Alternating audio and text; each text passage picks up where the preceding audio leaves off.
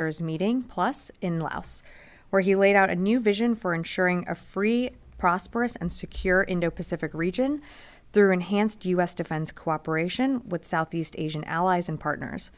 Centered on ASEAN and its member states, this enhanced cooperation seeks to advance the collective capacity of ASEAN and individual Southeast Asian nations by building capabilities, exchanging expertise, ensuring free trade, and bolstering sovereignty. You can find the full Department of Defense vision statement for a prosperous and secure Southeast Asia, as well as a readout from the Secretary's engagements on the margins of ADMM Plus on defense.gov. And looking to tomorrow, the Secretary will wrap up his trip to the Indo-Pacific with a historic first ever visit by a U.S. Secretary of Defense to Fiji. He'll meet with the Prime Minister and other leaders to strengthen our bilateral defense partnership and discuss ways in which the U.S. will continue to invest in the Pacific Island region.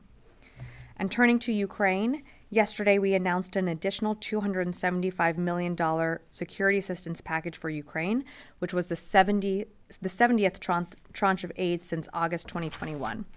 This Presidential Drawdown Authority package provides critical capabilities, including munitions for HIMARS, artillery, anti-tank weapons, drones, and protective equipment. And with that, I'm happy to take your questions. Lita. Thanks, Sabrina. A couple of questions on the missile strike in Ukraine. First, can you confirm it was an intermediate range missile? Second, did Russia provide advance warning? And can you give us some sort of clarity on who they call and how much advance notice did they give? And then just thirdly on this, what is the overall U.S. reaction to the missile strike and Putin's comments today that he believes Russia has the right to strike any and take action against countries that provide weapons to Ukraine?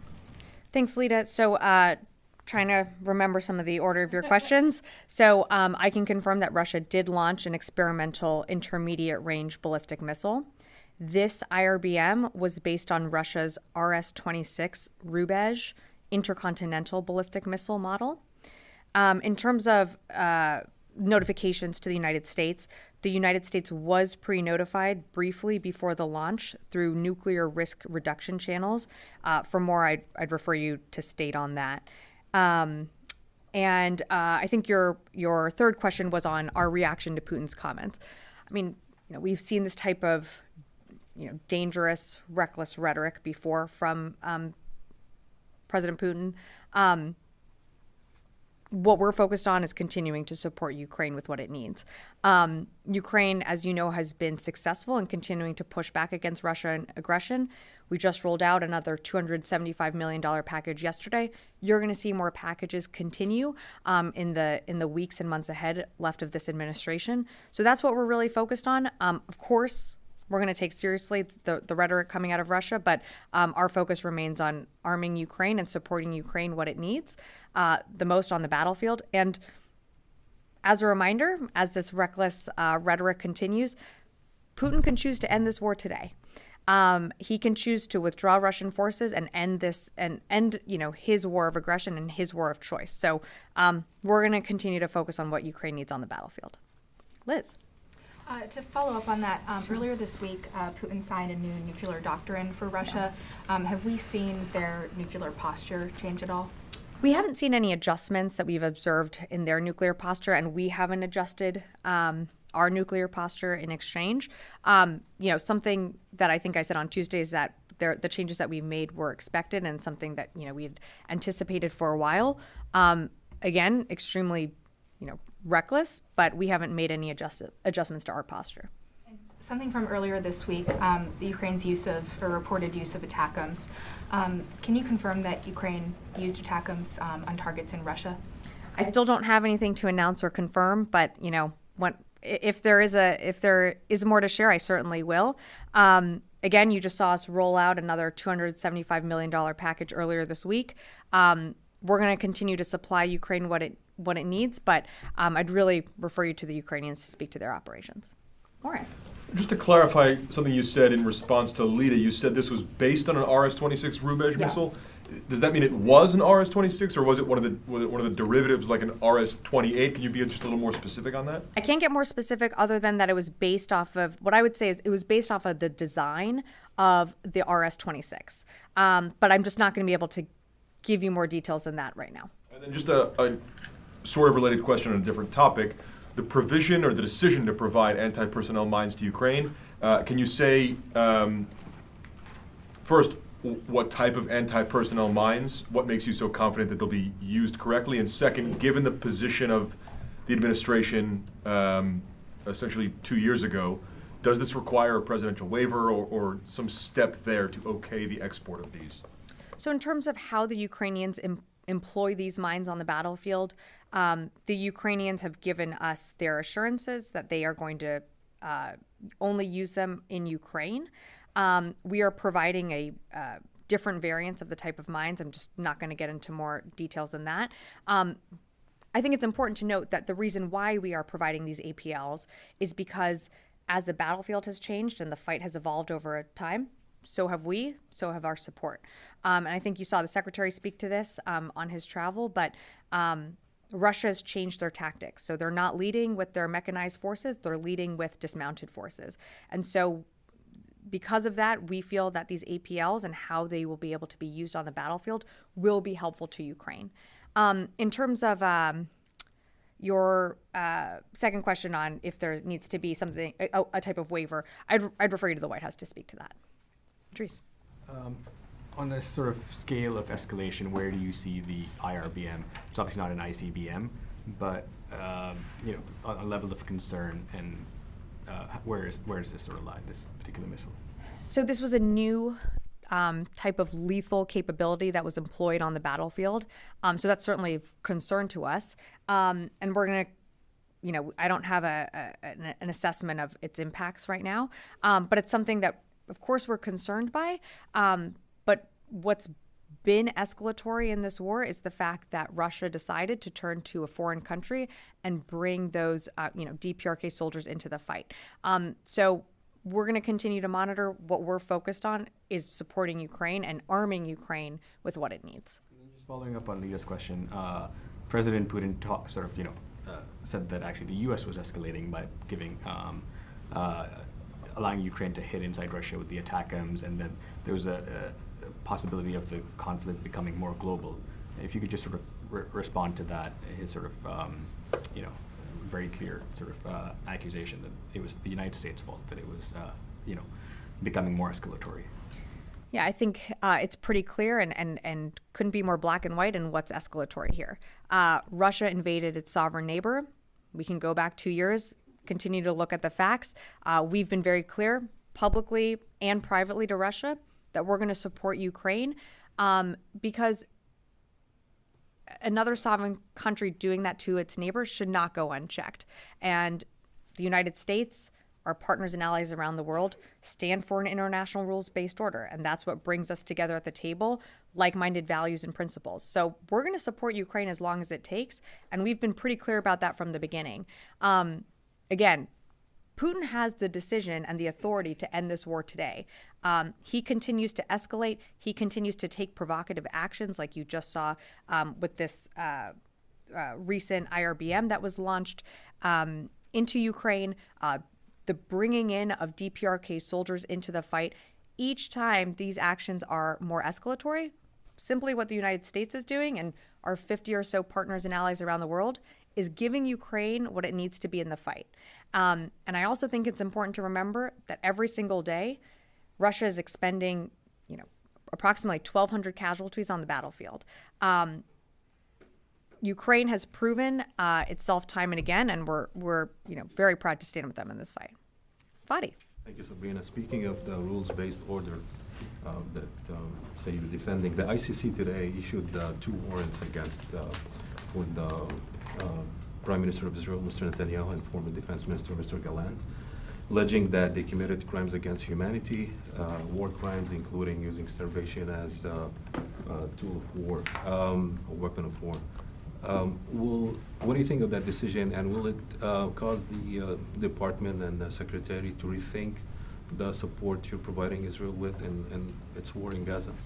Thanks, Fadi, for the question. So the United States fundamentally rejects the court's decision to issue these arrest warrants for senior Israeli officials.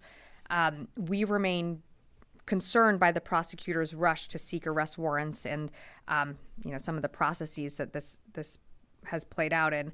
And again, we've been very clear that the ICC does not have jurisdiction over this matter. So we're in coordination with our partners, including Israel, discussing next steps. I'm not going to have much more for you, as I might refer you to the State Department and the White House for a little bit more. But in terms of our support for Israel, we're continuing to support Israel with the assistance it needs in its, fight against Hamas and Lebanese Hezbollah.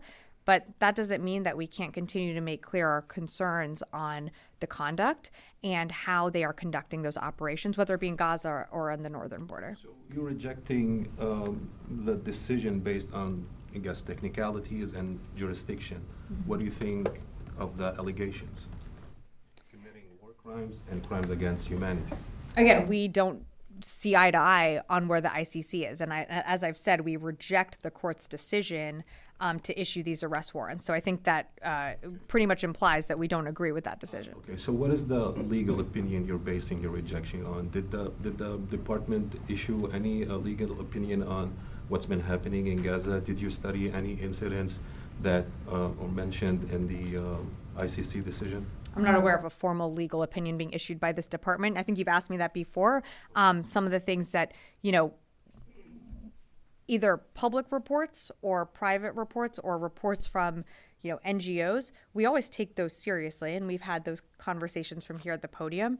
And when Minister Gallant was in the seat previously, the secretary was regularly engaging with him about what was happening in Gaza, what was happening on that northern border in Lebanon.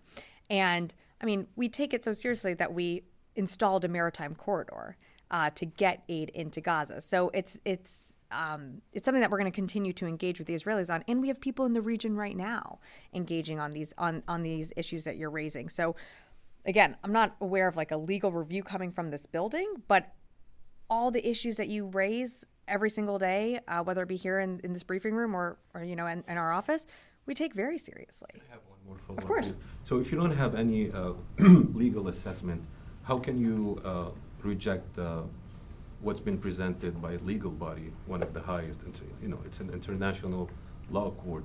How can you reject it if you don't have a counter legal assessment? Is it a political rejection? And if you don't have a legal assessment? Yeah, again, Fadi, I'm just not going to have more for you to provide other than what I said is that we reject the court's decision. That doesn't necessarily mean that it has to go through a legal process. We can reject decisions from the court that come down in various forms. We're in discussions with our partners, including Israel, on next steps, but I'm just not going to have more for you. Yeah. Thank you very much, Sabrina. The Russian president suggests that this regional conflict now has global elements, and the British are talking about fighting the Russian tonight if needed. IRBMs are being fired into Ukraine, and Ukraine is firing US and British missiles into Russia. So you are accusing Russia of escalating, they are accusing you back of escalating, but one thing is for certain, that things are escalating. Where do you think this is headed towards? Because many countries are very much concerned that hundreds of millions of people are going to be impacted by what could actually unfold. So where do you think this is headed to? Well, I'll say something that we've said from the beginning is that we don't seek a wider regional conflict. We don't seek war with Russia. And I think we've been pretty clear about that from this podium and from this administration. What we are going to do, though, and what we have made clear in public channels and in private channels, is that we're not going to stand for another country invading its neighbor. And we're going to continue to support Ukraine in its fight. And I think it's important to remember that this isn't a secret. This was known from the very beginning. We warned Russia, back in 2022, not to do this. And they did it anyways. And so there are consequences for that. But we don't want to see this escalate into a wider regional conflict. We don't seek war with Russia. But absolutely, you're going to see like-minded allies and partners come together to support Ukraine. And that's what we're going to continue to do. I could ask one more follow-up. I know that you say that you don't want a wider war Sure. and that you don't want it to escalate, but it looks like it is kind of escalating from Well, both U.S. sides. forces aren't in the fight. You don't see, I mean, the only other foreign country that's been brought into this fight is North Korean soldiers on the battlefield. But you're not seeing, U.S. fighters on the ground.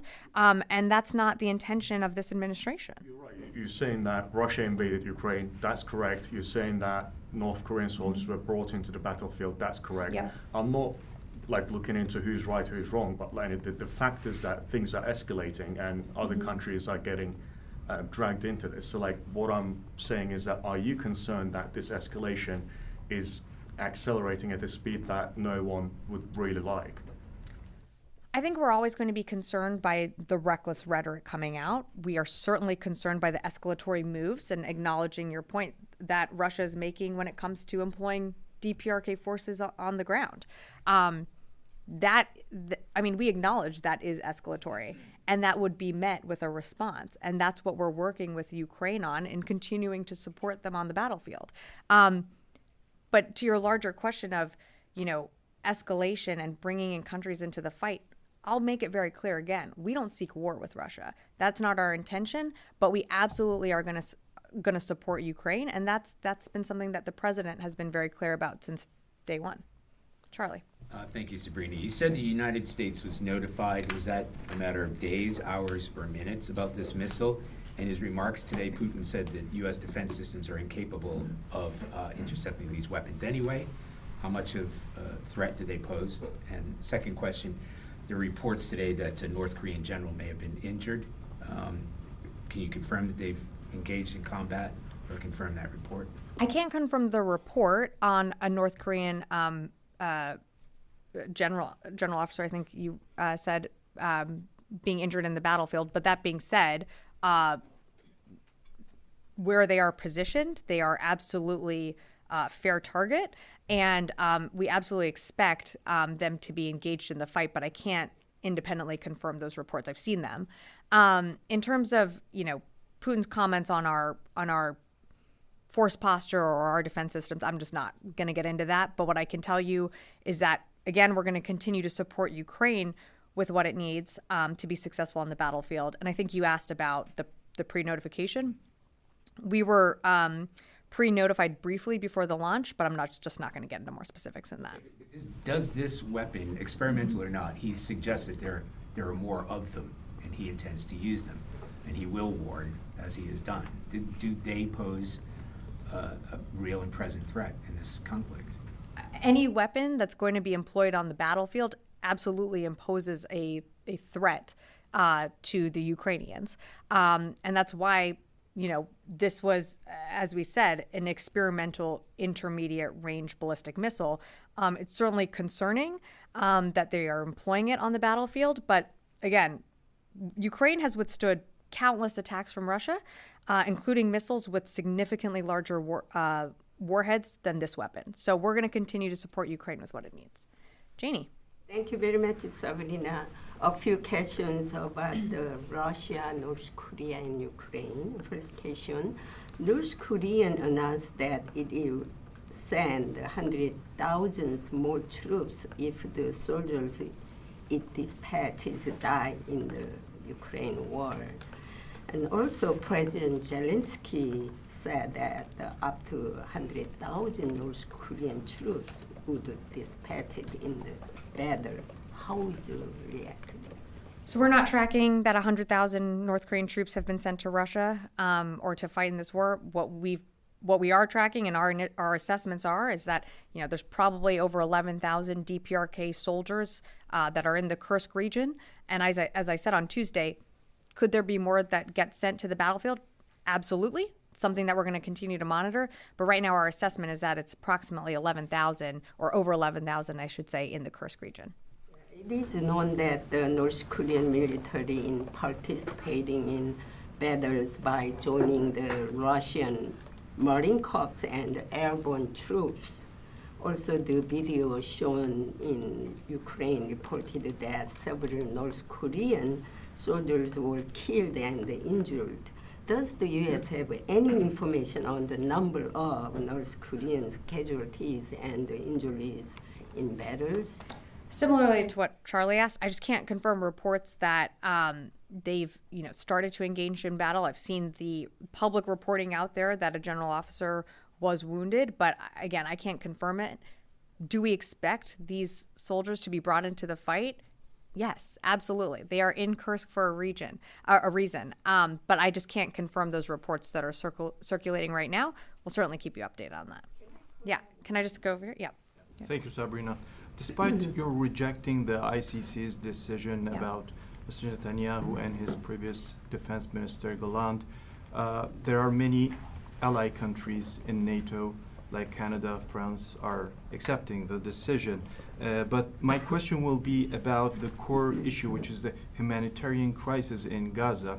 Mr. Secretary was the first to say that the humanitarian issue in Gaza could be a tactical defeat for Israel if they don't take care of it. Mm-hmm. So now we are far beyond that line, and you just sent a shared letter with the State Department to the Israelis to recheck their position and the humanitarian situation in Gaza, or otherwise you could see what you are going to do with the weapons supply to the Israelis. So after this decision, even if you reject it, do you have anything to do to check the humanitarian issue in Gaza and improve it for the Gazans? Sorry, just to understand a little bit more of your question, you're asking if the United States, is monitoring the humanitarian aid getting into Gaza? The decision of the ICC is another thing, but the Okay. humanitarian issue and the problems are there. Right. So are you going to do anything to address this problem in Gaza? I mean, every single day we are engaging with the Israelis. And it's not just the Department of Defense. I mean, you have other agencies like USAID, you have the UN that are engaging at their levels to ensure that aid can get in. I think, there are, and certainly, when the secretary has engaged with his counterpart, they do understand that there is a need to get aid into Gaza. And to your point, you don't want a tactical victory to be confused with strategic defeat, which is something that the secretary has spoken about. So absolutely the need to get aid in to the people of Gaza, that is strategic in and of itself. That needs to happen. We're not on the ground. We did set up that maritime corridor over the summer to get aid in as fast as we could. We're working with the Israelis. As we've spoken about, they have opened more crossings, so we are seeing more aid get in. Is it enough? No, more needs to get done. And that's what we're continuing to impress upon them. About the Russian missile attack, you said we pre-warned about it. Was that like it's not a nuclear attack warning, or? It was it was through the nuclear risk reduction channels, and we were briefly notified before the launch. Wafa. Thank you, Sabina. I have two questions. Sure. First on Iraq. According to very trusty sources, Iraqi sources, Iran-backed groups are manufacturing drones and managing their operations against Israel from Sinjar. Do you have any indication that confirms this? And also, do you have indication that Israel is getting closer to target or attack these groups in Iraq? I don't have anything on Israel. I would refer you to them to speak to what they plan to do or any operations. In terms of IMG groups within Iraq, I mean, we've certainly seen them launch, attacks at U.S. forces, but also attacks towards Israel. In terms of what you're referencing in like production or things like that, I don't have any confirmation of that happening in Iraq. What I can tell you is that Iran continues to supply these groups with what we've seen, whether it be drones, ammunition. Iran is arming its proxies. How they do that and by what means, I mean, that's coming from Iran. But in terms of manufacturing facilities, I don't have more for you on that. Okay, on Lebanon, since the United States recognizes Lebanon as a sovereign country, and tomorrow, by the way, is Lebanon Independence Day, does this department believe that the Lebanese armed forces have the same right as Israel to defend themselves, particularly after being targeted directly in recent days and losing more than a dozen of soldiers. We certainly are concerned by those reports. I mean, Lebanese armed forces are there to also protect their own citizens. We have, have trained and equipped those forces to fight the threat of Hezbollah. But again, I mean, Israel conducting operations on that northern border to weed out Hezbollah, which, continues to launch rockets towards Israel on an almost daily basis. So what we certainly want to see is those LAF forces, protected and not get caught in the crossfire. And we've made that clear to our Israeli counterparts. Do they have the right to defend the country, to defend themselves, particularly in the context of a potential ceasefire deal between Israel and Lebanon? Well, if there's a ceasefire deal, there would be a cease to fighting. So, of course, we wouldn't want to see fighting on either side. And just to that point, we have people in the region right now that are continuing to push forward for a ceasefire deal to be put in place. And I'll say, we are working up to the last, the final months of this administration. We're going to continue to push every single day. But ultimately, as you mentioned, what's going to bring, peace and allow people to return to their homes on that northern border is a ceasefire. I'm going to go right here. Yeah. Yes, hi. Sabrina for the Italian television. So, do you guys have a feeling of sort of anti-Semitism towards Israel with this decision from the ICC, looking at all the effort that the US and European allies did to support Israel, at the same time to support the civilian in Gaza, but also, do you feel like there's been some, of course it's hard to admit, but maybe some sort of lack of leadership lately from the US in trying to close the situation in Israel? No, I don't think there's been a lack of leadership. In fact, as I said, to Wafa, we have people in the region right now engaging on all sides to bring a ceasefire to that northern border in Lebanon, engaging to bring the hostages home in Gaza, pushing every single day to get aid into Gaza to the people that need it most. We have an entire Central Command AOR which is engaging, on a regular basis with their counterparts. So no, I don't actually think there's a lack of leadership. In fact, I think this is where you're seeing U.S. leadership, continue to push and to lead. And the president was just wrapped up his trip overseas. The secretary is concluding his trip in the Indo-Pacific. You're seeing us continue to lead on the world stage. And so, no, I would push back on that notion. Poor decision. It seemed like there is a lot of anti-Semitism toward Israel also. I'm not going to speak on behalf of the court. That's not my job. I'd refer you to the court.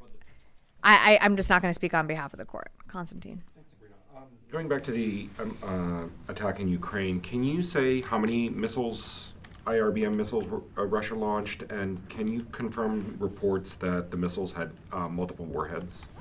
I can't confirm either of those right now. We're still doing our assessment with the Ukrainians, so if we have more to share, we certainly will. And then just to follow up on Charlie's question, obviously you've said that we got a pre-warning from Russia before the attack, but can you say whether any of the early detection systems that the U.S. has to detect a launch like this picked up the launch, worked as intended? Yeah, I appreciate the question, but I'm just not going to go into those details. Follow up on this. So just moments ago, White House press secretary said that the U.S. briefed Ukraine and close allies in recent days to help them prepare. So what kind of knowledge did you have in advance? How detailed was that, and how exactly could Ukraine prepare for this kind of attack? So we did brief Ukraine and our partners and allies of the possibility that this could be used. Kind of to Constantine's point, this gets to an intelligence assessment that I'm just not going to do from the podium. And another one, Putin said that Russia launched its missile as a message to the United States.